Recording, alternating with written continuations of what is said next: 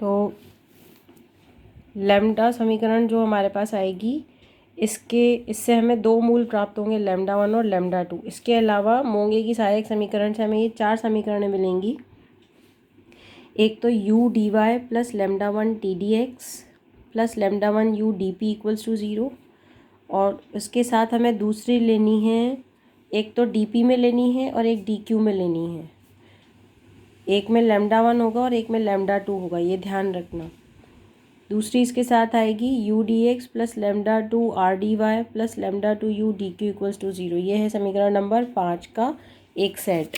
ठीक है, फिर ऐसे ही दूसरा सेट हमें मिलेगा u D Y plus lambda 2 T D X plus lambda 2 u D P equals to 0, और u D X plus lambda 1 R D Y plus lambda 1 u D Q equals to 0। ठीक है, ये भी एक D P में है और एक डी क्यू में है, एक लैम्डा 2 और एक लैम्डा 1 में है।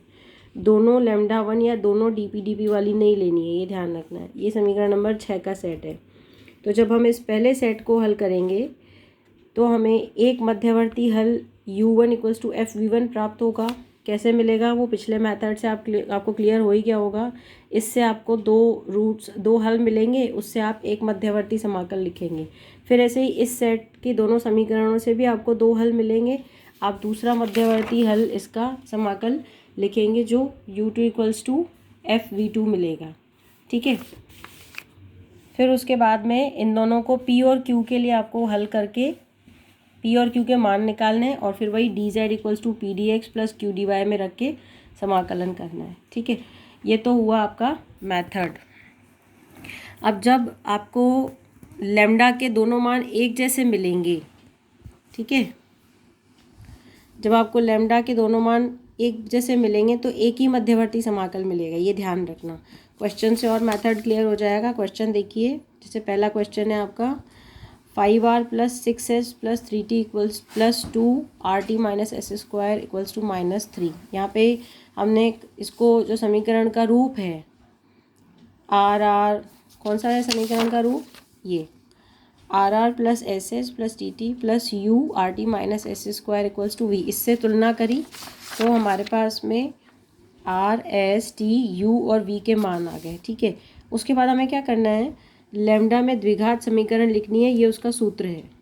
हमने द्विघात समीकरण लिख ली, हल किया, हल करने पर हमें लैम्डा के दोनों समान मान प्राप्त हुए, तो एक ही मध्यवर्ती हल मिलेगा। अब वो मध्यवर्ती हल जो लिखना है उसके लिए हमने वो जो 4 समीकरणें पढ़ी थी वो समीकरणों को काम में लेना है। तो क्योंकि लैम्डा के दोनों मान समान हैं, इसलिए पहले वाले सेट यानी समीकरण नंबर 5 से ही आपको एक मध्यवर्ती समाकल मिल जाएगा। तो आपको सिर्फ एक ही सेट काम में लेना है। हमने लिख लिया है यहाँ पे u D Y plus lambda 1 T D X plus u1 lambda 1 u D P equals to 0। यहाँ पे u लैम्डा टी इन सब के मान रख दिए, इसको हल कर दिया, तो ये वाली जो समीकरण है वो हमें क्या मिलेगी, 3dy plus -3dx minus 2dp equals to 0। इसका समाकलन करोगे तो आपको मिलेगा 3y minus 3x minus 2p equals to c1। इसी तरह से समीकरण नंबर 5 का जो दूसरा इक्वेशन है वो ये रहा। इसमें जब हमने u r लैम्डा 2 का मान रखा तो हमें ये समीकरण मिली। फिर इसको आगे हल किया तो हमारे पास में ये इक्वेशन आई 3dx minus 5dy minus 2dq equals to 0। इसका समाकलन किया तो हमें 3x minus 5y minus 2q equals to c2 मिला। इससे एक मध्यवर्ती समाकल तो ये बन जाएगा। ठीक है, और इससे पहली वाली समीकरण से देखो सीधे सीधे p का मान निकल रहा है, सबको एक तरफ ले जाओ, मतलब -2p को इधर ले जाओ, c1 को इधर लेके आ जाओगे तो सीधे सीधे p का मान निकल रहा है। ये p का मान निकाल दिया हमने, p बराबर half 3y minus 3x minus c1। इसी तरह से जो दूसरी इक्वेशन थी 3x minus 5y minus 2q equals to c2, इससे q का मान आ जाएगा। तो ये q का मान आपने निकाल लिया यहाँ से। अब ये मान हमने D Z equals to P D X plus Q D Y में रख दिए। ठीक है, तो पहली टर्म देख लो y डी एक्स और इसकी पहली टर्म देखो x डी वाई, इन दोनों को कंबाइन करके लिख दो। दोनों का गुणांक भी समान है 3/2 3/2, तो इन दोनों को कंबाइन करके लिखोगे तो क्या लिख सकते हो, डी ऑफ एक्स वाई। ठीक है, दूसरी टर्म x में है, इंटीग्रेबल है। तीसरी term constant into x dx है, इंटीग्रेबल है। दूसरी टर्म y में इंटीग्रेबल है। तीसरी टर्म भी इंटीग्रेबल है, तो हमने इसको डी ऑफ एक्स वाई लिख दिया और फिर समाकलन किया तो z बराबर आया 3/2 XY माइनस इसका समाकलन, बाकी सबका समाकलन आसान है। ये क्वेश्चन सॉल्व करने का तरीका है, ये आपका फाइनल आंसर हो जाएगा। ठीक है, फिर दूसरा क्वेश्चन देखिए। दूसरा क्वेश्चन भी यही है, 3r + 4s + t + rt - s² = 1। हमने जो समीकरण का मानक रूप है उससे तुलना करके इन कोफिशिएंट्स के मान लिख लिए। लैम्डा में द्विघात समीकरण लिख ली। द्विघात समीकरण लिखने के बाद हमने उसको हल किया तो हमारे पास लैम्डा के दोनों समान मान आए।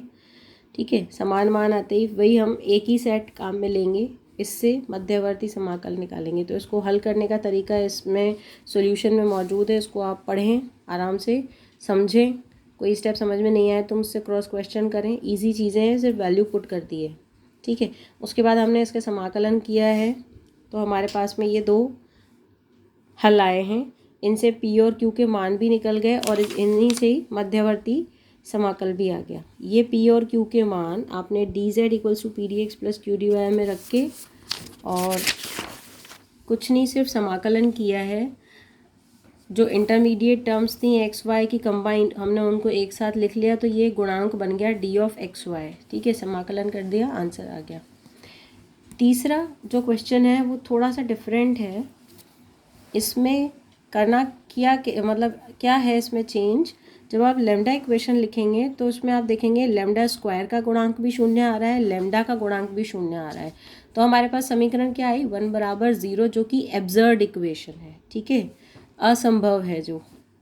तो इसका मतलब क्या निकलता है इक्वेशन, थ्योरी ऑफ इक्वेशन से इसका मतलब ये निकलता है कि लैम्डा के दोनों मूल अनंत होंगे, इसलिए हमें एब्सर्ड इक्वेशन मिल रही है। ठीक, तो हम दोनों मूल अनंत मानते हुए वही, क्योंकि दोनों समान मान हैं तो एक ही मध्यवर्ती समाकल मिलेगा, तो हमने एक ही सेट काम में लिया। अब ये वाला जो सेट है इसको लिखने का थोड़ा सा तरीका बदलना पड़ेगा। इक्वेशन नंबर जो 5 हमने देखी थी उसमें पहली इक्वेशन है u dy + λ1 t dx। इसमें क्या करो, पूरी को λ1 से डिवाइड करके इस रूप में लिख दो, क्योंकि λ1 अनंत है तो अनंत ऊपर लिखोगे तो सब अनंत हो जाएगा, इसलिए उसको अपॉन में ले आओ। ठीक है, अपॉन में लाने के बाद पहली टर्म खत्म होएगी 1/λ यानी 1/∞ यानी 0। बाकी दोनों टर्म से आपको e⁻x dx - dp = 0 मिलेगा, जिसका समाकलन करने पर आपको एक हल मिल जाएगा। यहाँ से p का मान भी आ जाएगा।